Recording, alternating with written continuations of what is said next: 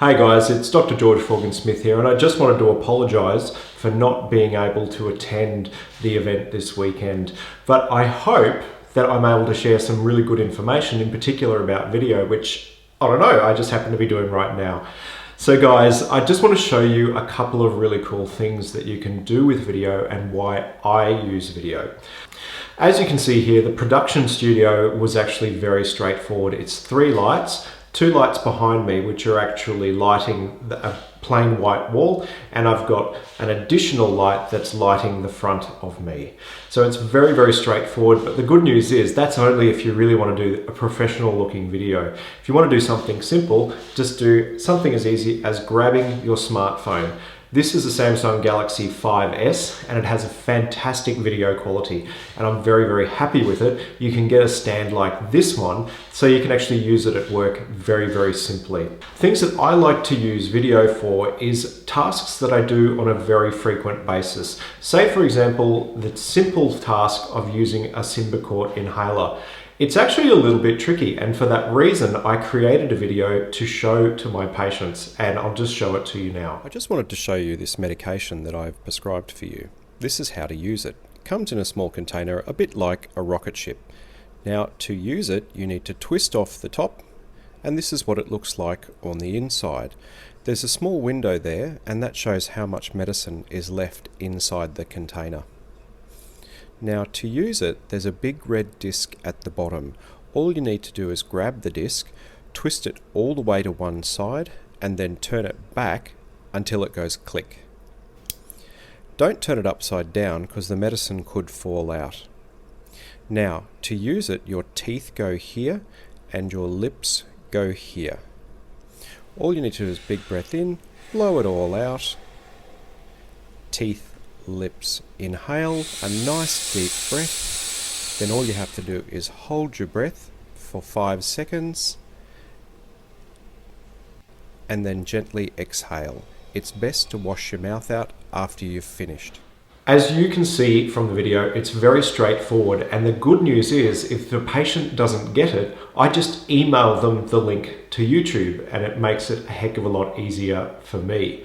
And it's things like this. If you are crazy about implanons, if you love doing suturing or anything like that, get used to recording your procedures. It's great for teaching other doctors and students, but also you can use them to create a consent video. I recommend that videos that you use don't go for more than 1 or 2 minutes. Unfortunately, the human attention span doesn't go much further than that and people start to switch off.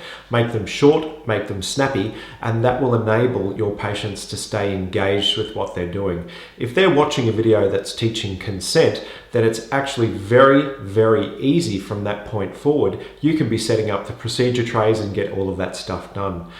Another reason that I use video is to introduce myself to my patients.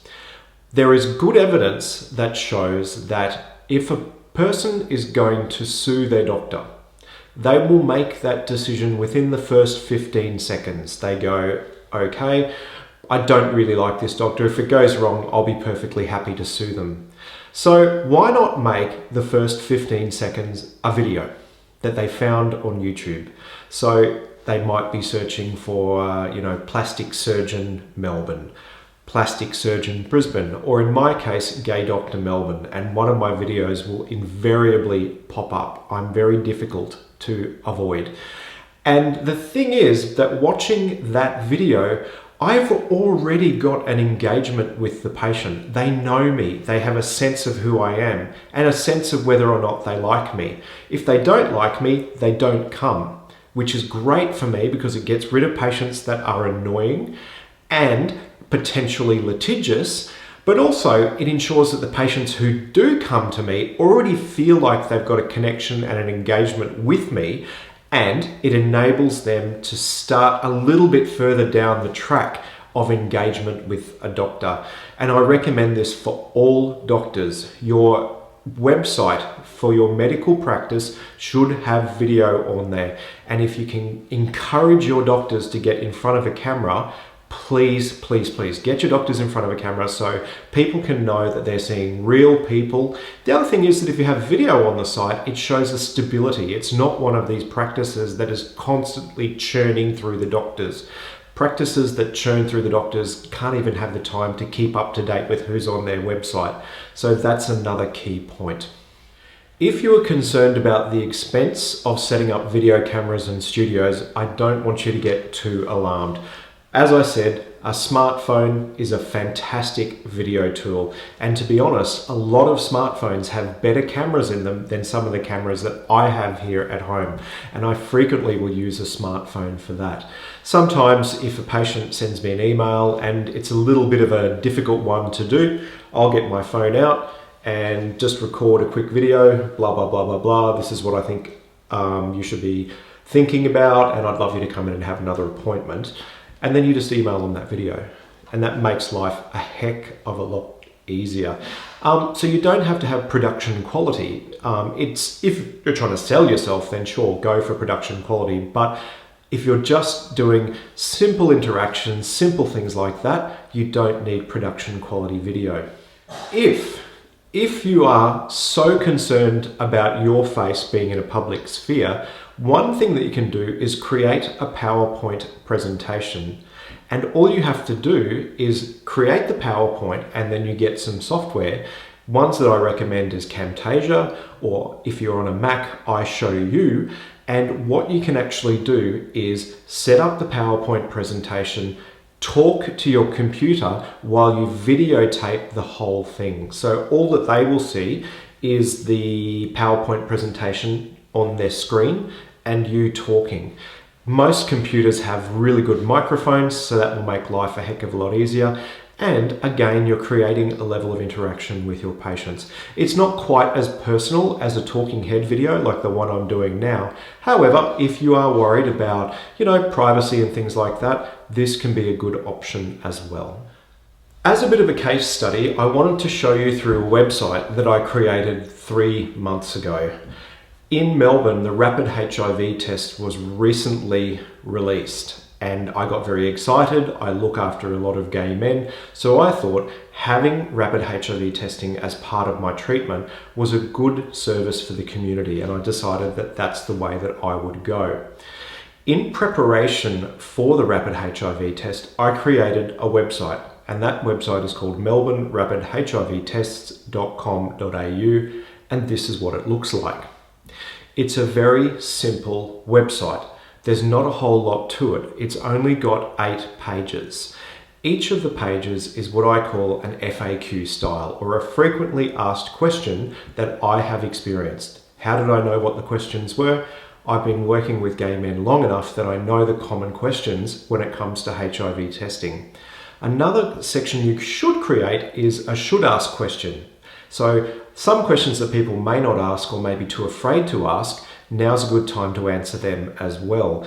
And you can find should ask questions by looking in places like medical forums or Yahoo Answers.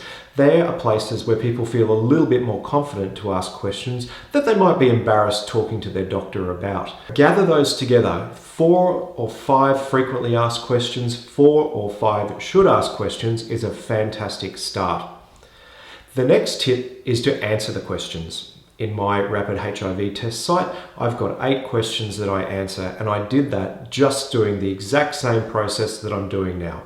Sat in front of my video camera and just answered the questions. Some of them I did use a PowerPoint presentation and recorded them using Camtasia because it was a little bit more complex and I wished to have those there, just showing a little bit of data as well. But the key points were that people who visit the website have answers to common questions. They know how much the test is going to cost. They know how long it's going to take. They know how accurate it is. And they also know if they should be considering other testing as well. So people who come to me for a rapid HIV test are usually well trained before they arrive. This means I don't waste time when I'm actually doing the testing. I can get them from the chair to the testing usually within 3 to 4 minutes, because when I go through the frequently asked questions, they say, yeah, I watched the video.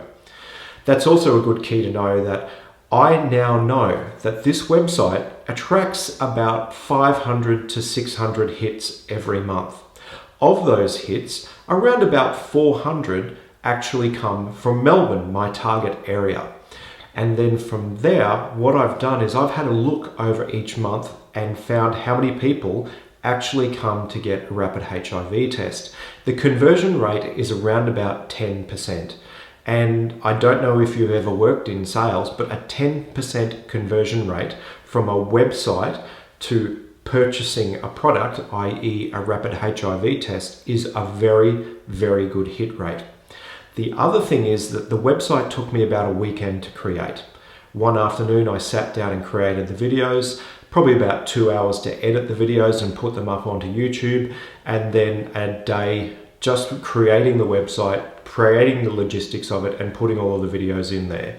Now that time was invaluable because every month after that I'm getting 30 extra patients that I would have never found any other way. Patients who come to me for a rapid HIV test are more likely to come back again. So the retention rate is good, again because of that engagement. And as I mentioned in one of my previous videos, people who don't like the look of me don't come, which is great because it means that I have less tearing out my hair episodes working as a GP. So guys, this is a really good strategy and I highly recommend it. Everybody should have a website that introduces yourself on the web. And if you have a specialty area, create a website based around that, i.e. implantons. Do you do that? Birth control, women's health, ovarian cancer, you name it, you can create a website that targets those people.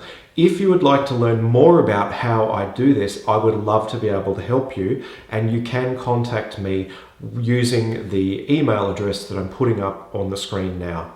I would love to be able to help get more doctors on the net because it means that I'm going to have more geeky pals that I can hang out with. I hope you found this helpful and I hope you enjoy the rest of the presentations by this fantastic team of doctors who are revved up and enthusiastic about using social media in medicine. And I love the fact that I've got a group of geeky friends that I can hang out with, and I hope that you too will be able to join me.